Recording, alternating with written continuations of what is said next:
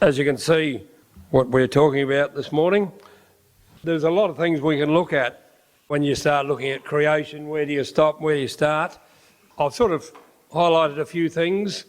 I haven't really talked particularly about animals or birds or fish or anything like that, but just generalising, just to start off, where we're talking about space. Obviously that's an actual photo from one of the satellites and just the size of the Earth. And this one is a photo, as it says there, Hubble telescope that's sort of been around for a number of years. A wide field camera spotted just two galaxies up the top there, which is similar to our Milky Way galaxy.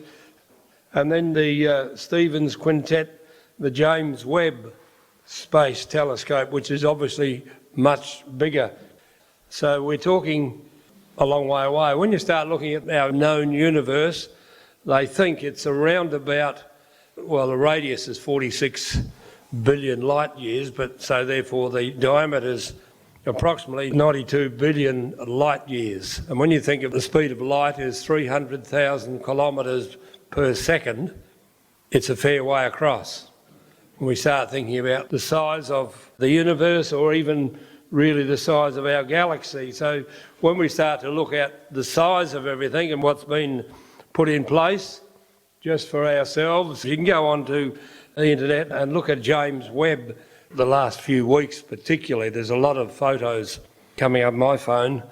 The book of Job reads there, can thou bind the sweet influence of Pleiades or loose the bands of Orion? Can thou bring Mazzaroth in his seasons, or can thou guide Arcturus wherever he's going? And knowest thou the ordinances of heaven, canst thou set the dominion thereof in the earth? So the Lord is asking Job, you're so clever, Job, can you do all these things? And he's obviously talking about our galaxies and space and so on. And he's just asking, well, are you that clever that you can do these things? These are the things that I can do. What about yourself? And we can see right up the top there, number one, is Mercury, Mars, Venus and Earth. So we can sort of see the difference in sizes. Then you go across to the others and you finish up around number 4, I think is Arcturus there somewhere, isn't it? And then there's a couple of bigger ones again. So these particular planets in some areas and stars are just whizzing around at incredible speeds. And God is asking Job, can you direct these? I noticed, I think it was yesterday, mankind was very excited. They shot a rocket into one of the asteroids or whatever was racing past. So they were quite excited they actually hit it. So you think, well, big deal when you compare that with this sort of thing happening out in our space. And the Lord said to Job or any of us, can you do that? This is what I've just set up, is the size and the ability of God to organise the planets and the stars and whiz around and the galaxies running right through. And we really don't know how we sort of put a limit on the size of the universe and so on, but we really don't know. You know, you start asking or looking here, and then, oh, hang on a minute, there's something a bit more out there. Oh, hang on a minute, there's a bit more. So it just continues on. And as the Lord said, He's beginning and the end. He's been there forever. And our space, if you like, goes on forever.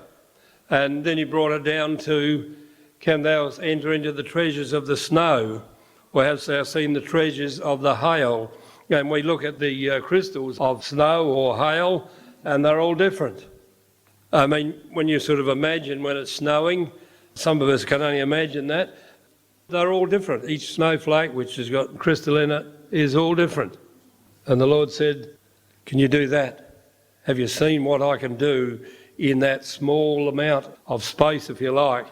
It's quite spectacular compared with the size of the universe.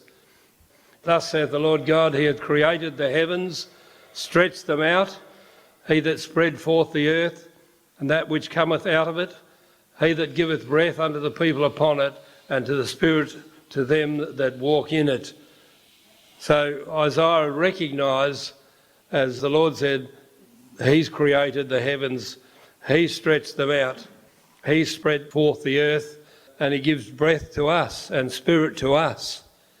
And whatever our situation is, God was looking after us. And we see, whether we talk about trees or space or smaller things, minute things. We were in Western Australia recently. This is a tree about 20, 30 kilometres south of Geraldton.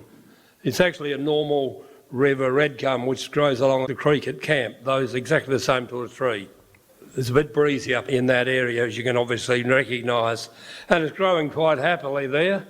But you know, the Lord has set these things in place, and whatever the circumstance, the trees want to grow. Simple as that. And very adverse situation, but they're happy to grow. And whether we look at a beach scene, I don't know whether that's the Carricalinga or not. I don't think so. But whatever we look at is quite an amazing situation we live in. When we talk about people, in the book of Psalms it says there that thou hast possessed my reins, thou hast covered me from my mother's womb. I will praise thee, for I am fearfully and wonderfully made. Marvellous are thy works, and that my soul knoweth right well. My substance was not hid from thee when I was made in secret and curiously wrought in the lowest parts of the earth. And David recognising, or the psalmist recognising, that we are fearfully and wonderfully amazing people in the way we are. And wherever we look, whatever age or whatever, it's an amazing thing. Now, when we look at the single cell, I'm talking about human cells here, or animal cells, that there's estimated 100 trillion atoms in a single cell. Atoms are quite small. They also estimated there are 37 trillion cells in a human body. So you want to work out how many trillion atoms in a human body, go for your life. So this is just a single cell has got 100 trillion atoms. And the Lord has set all this up. He said, we're fearfully and wonderfully made. And then we've got another 37 trillion cells that make up our body. So we're talking amazing things, and these are just one single cell structure, and this is only part of it. All the different bits and pieces there that have various parts to play in just that one single cell. And the Golgi apparatus. This is a particular part of the single cell. The parts come in there and the vesicles come in, and they're sort of enzymes, these little bubbles at the bottom, if you like. They're storage facilities for enzymes used in the human body or animal body. So that's just one part of a single cell is the Golgi apparatus. It's quite a system in itself. All this happens within one single cell. And no wonder the Lord said, we are fearfully and wonderfully made. We won't get too involved in the whole process. We'll be here for hours otherwise. But certainly the Lord has set things up. He said, chapter 44, thus saith the Lord that made thee and formed thee from the womb, will help thee. Fear not, O Jacob, my servant, and thou, Jeshurun. That's a poetic name for Israel, whom I have chosen. Isaiah 45, for thus saith the Lord that created the heavens, God himself that formed the earth and made it. He has established it, he created it, not in vain, he formed it to be inhabited. I am the Lord, and there's none else. So the Lord is constantly reminding us who actually made it. And then we look at the human eye and the various parts of our eye. It says that the eye is one of our most important sensory organs. Hardly any other organ is as complex. Human eye is capable of absorbing and instantly processing more than 10 million pieces of information per second. The eye works in much the same way as a video camera. Put simply, its different parts work together to visualise the world around us. Quite an amazing thing. Charles Darwin, with his process of evolution, to suppose that the eye, with all its inimitable contrivances for the adjusting the focus to different distances, for admitting different amounts of light and for a correction of spherical and chromatic aberration could have been formed by natural selection seems, I freely confess, absurd in the highest degree. That's just a single eye, the eye of a human. That's what Charles Darwin, with his Origin of the Species and so on, he couldn't come to grips with the human eye, how it can work and so on. And he believes, just to say that just evolved, if you want to put it that way, by natural selection. That was his main focus. He said it can't happen, basically. He said that's absurd in the highest degree. And these are the people we talk about and been touted at schools and so on, of knowing everything about how the earth came along and how it was set up and so on. We read about blood clotting and how all that operates. As it says, they're made up of many different cells, mostly red blood cells, white and platelets. They just float around. But when you're injured, a cut on the skin or internal cutting creates a small tear in a blood vessel wall, which creates blood flow. To control the blood loss, the blood vessels immediately narrow and each limited blood flow is throughout the vessel. Platelet plug is respond to the injury. Tiny cells in the blood called platelets are activated. The platelets stick to one another to the wound site to form a plug. The protein von Willebrand factor helps the platelets to stick to each other and to the blood vessel wall. And then there's a clot, fibrin clot. These are strong strand-like substances that surround the platelet plug and form a fibric clot. And the mesh holds everything together. This is sort of just happens when you cut your finger. As I said, there's 10 different proteins. All that has to happen just because we cut our finger. Otherwise, we would bleed to death every time we cut our finger. That can happen once if you bled to death. But other information says there's up to 28 different chemicals and proteins involved. So there's somewhere between 10 and 28. When they work it out, they'll let us know. But in the meantime, you see at least there's 10 different proteins and varying factors involved just in a simple process of us cutting our finger. That's what God's put in place. These sorts of things just don't happen on their own. When we talk about, I wasn't going to talk about insects, but I've forgotten about this, you little fellow. Wasp versus orchids. This was up on a placard up at Kalbarri in Western Australia just recently there. He's talking about the kneeling hammer orchid. It's unique to that particular area. And the orchid flower looks and smells like a female wasp to attract the male thinid wasps. When the male wasp tries to fly away with the flirtatious female, he gets a dose of the pollen instead of a willing partner. If he is deceived again, he pollinates the next flirting orchid. And the same thing happens here in South Australia. We have around about 1,000 different native orchids in South Australia, and most of them have a different wasp to the orchid. So say you've got 1,000 orchids, you've got 1,000 wasps. Not quite that many, but that's the process. And that's what our God's put in place. Just here in South Australia, and it obviously happens in Western Australia as well. The kneeling hammer orchid, that's what they sort of particularly look like. And if you go and talk to Ayla, she's got hundreds of photos of orchids around the Mount Lofty Ranges. She spends a lot of their time taking photos on her phone of different orchids we have floating around, and most of them have got an individual wasp that pollinates the different ones. That's how it works. That's what our God does. And so it goes through there, the process of what actually happens. Most of us know that is a peacock's feather. We always find them quite fascinating. I wasn't going to talk about birds, was I? Or insects. When we rely on one of the most outstanding examples of beauty in living things is when a peacock unfurls its majestic feathers to form a multicoloured tail fan. It's hard to look at it without breathless wonder. Charles Darwin, the main proponent of theory of evolution, wrote to his friend, "The sight of a feather in a peacock's tail, whenever I gaze at it, makes me sick." Why in the world would he say that? Normally, a naturalist like him would marvel at such an intricate, colourful, harmonious design. yet he did touch the reason for his disgust in his famous book, The Origin of the Species. He mentioned that some naturalists believe that many structures have been, whatever that word is, for the sake of beauty.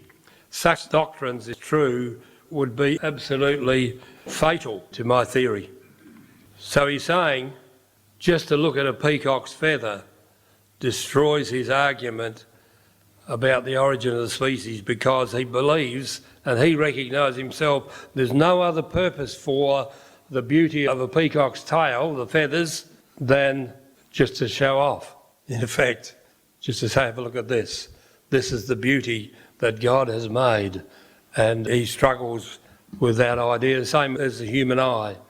So there's lots of little things like that he's put in place. So we look at the water cycle, and we recognise, we've had quite a bit this year, of how it actually works. It rains and evaporation goes back up again. We read in Isaiah, as the rain cometh down and the snow from heaven, and returneth not thither, but waters the earth and maketh it bring forth bud, that it may give seed to the sower and bread to the eater. We see there that it doesn't just come down, go back. There's a purpose to it. There's a cycle to it, to the way it works. And the Lord's put that in place. He says in Job 38, verse 33, knowest thou the ordinance of heaven? Can thou set the dominion thereof in the earth? Canst thou lift up thy voice to the clouds, that abundance of waters may cover thee? Talking there of the noise of the thunder and the lightning and the water and so on, as he talks to Job. We see right back in the book of Genesis that God said, let the earth bring forth grass, the herb yielding seed, and the fruit tree yielding fruit after his kind, whose seed is in itself upon the earth, and it was so. And the earth brought forth grass and herb yielding seed after his kind, and the tree yielding fruit whose seed was in itself after his kind. And God said it was good.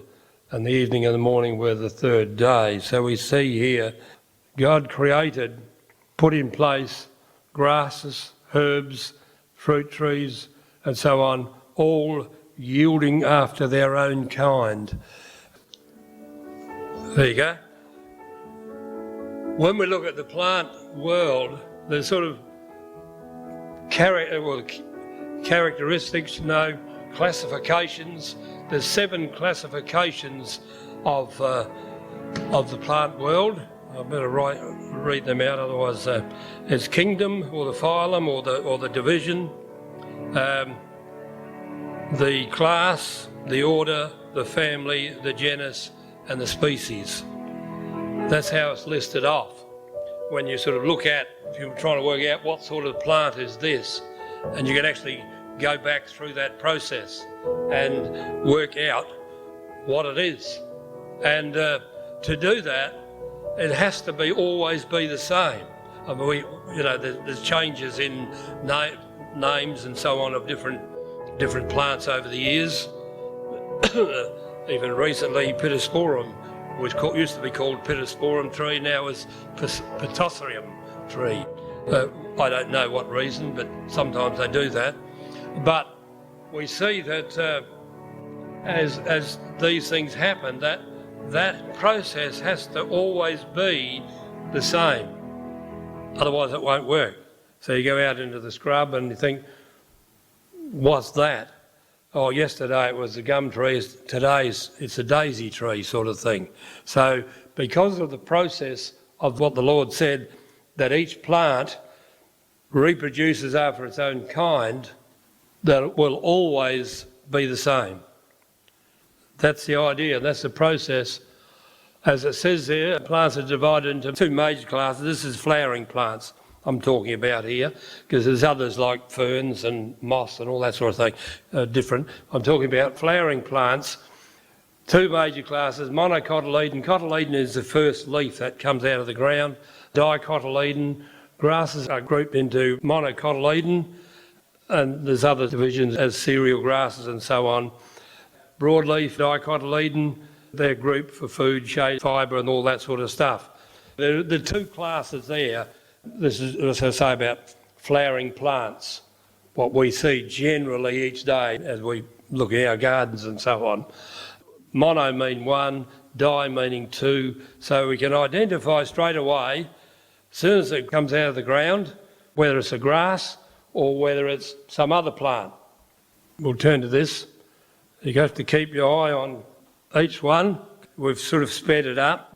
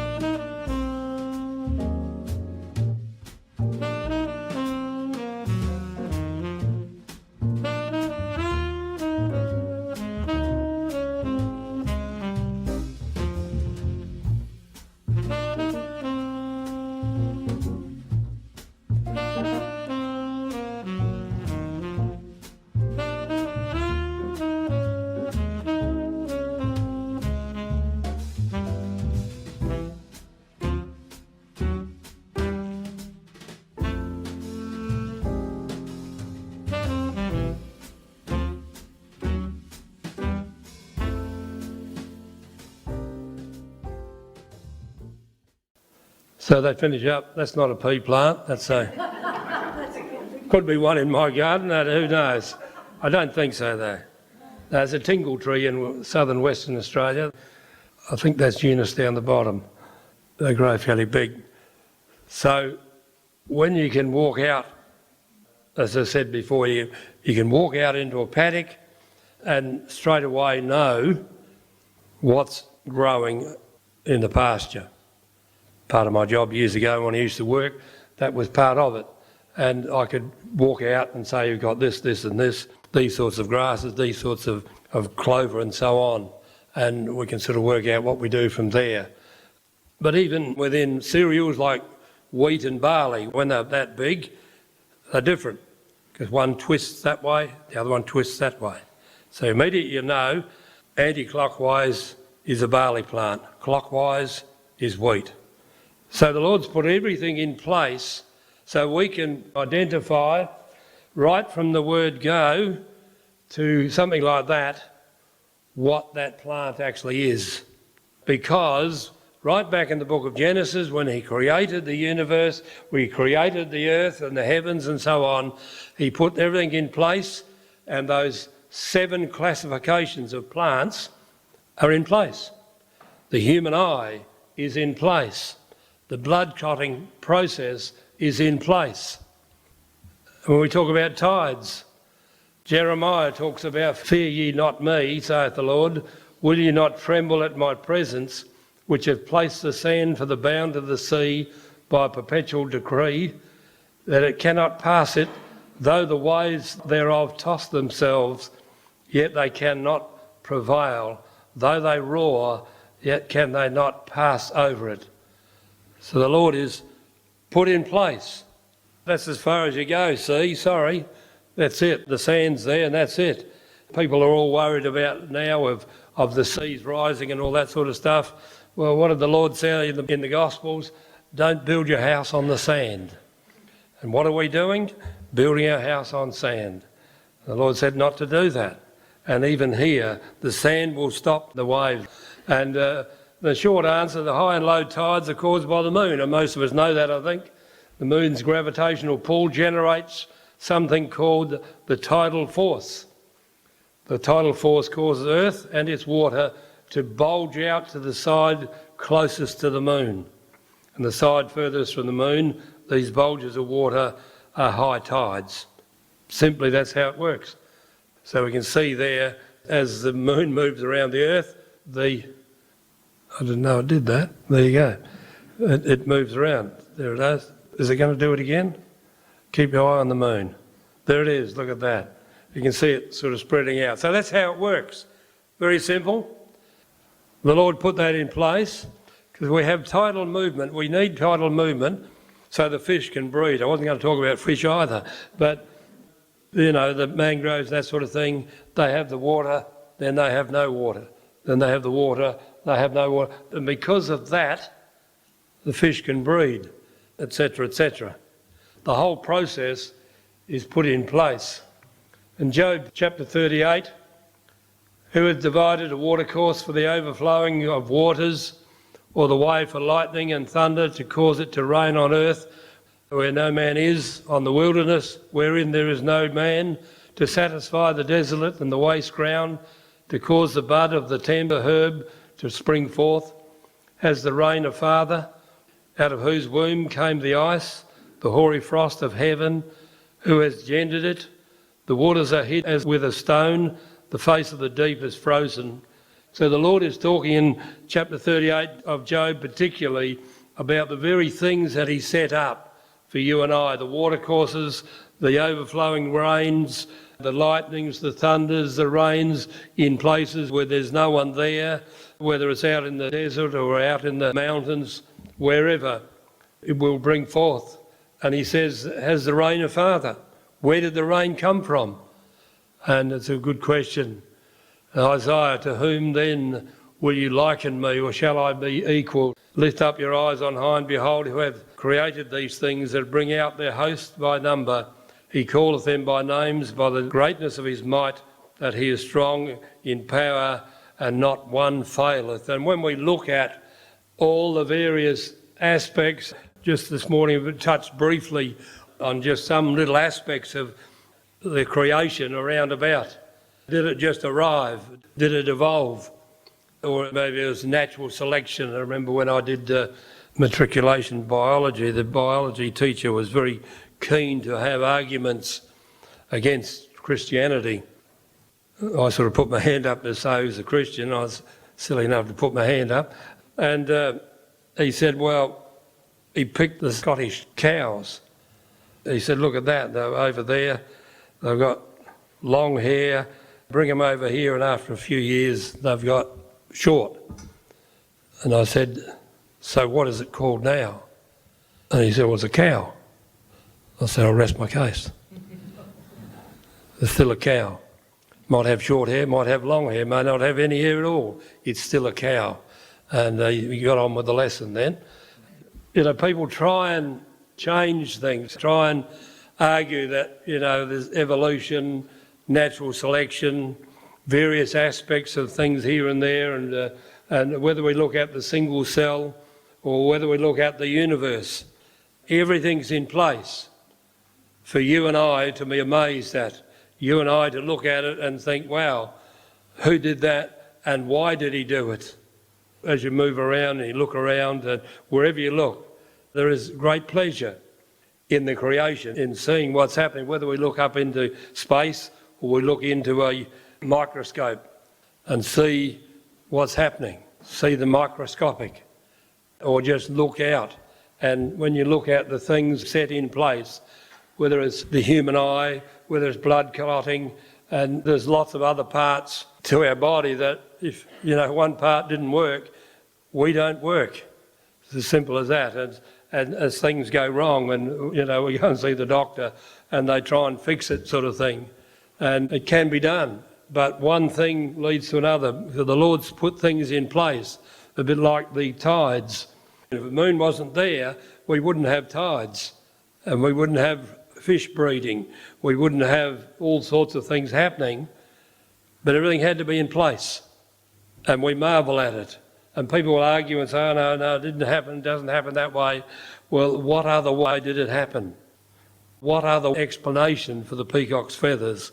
What other explanation for the human eye, or the makeup of the human cell, or the way that plants are growing and so on, and identified the same with animals and so on? As it says here in Isaiah, who are going to liken God to? We know he's above all. And he said, I will open rivers in high places and fountains in the midst of the valleys. I will make the wilderness a pool of water and the dry land springs of water. I will plant in the wilderness the cedar, the shittah tree, the myrtle, the oil tree.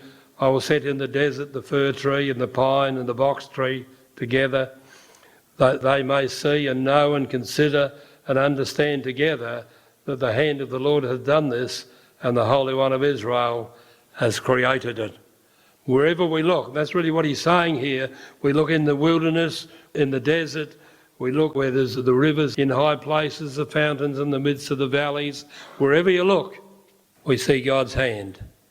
Jesus was saying, all things are delivered unto me of my Father, and no man knoweth the Son but the Father, neither knoweth any man the Father save the Son, and whomsoever the Son will reveal himself. And he's saying to us, come unto me, all ye that are heavy laden, and I will give you rest. Jesus said, take my yoke upon you and learn of me, for I am weak and lowly in heart, and you shall find rest unto your souls. For my yoke is easy and my burden is light. So we can sort of take heart from that the Lord is, even though he's created this whole situation, he still cares about you and I as an individual. He's still looking after us, still guiding our lives and caring for us and so on. So he spoke to the lady there at Samaria at the well, and we see there the things to do. So just a few scriptures and a few thoughts there this morning, just about where we are, what God did just for you and I. And he did a good job, all the people said. Amen.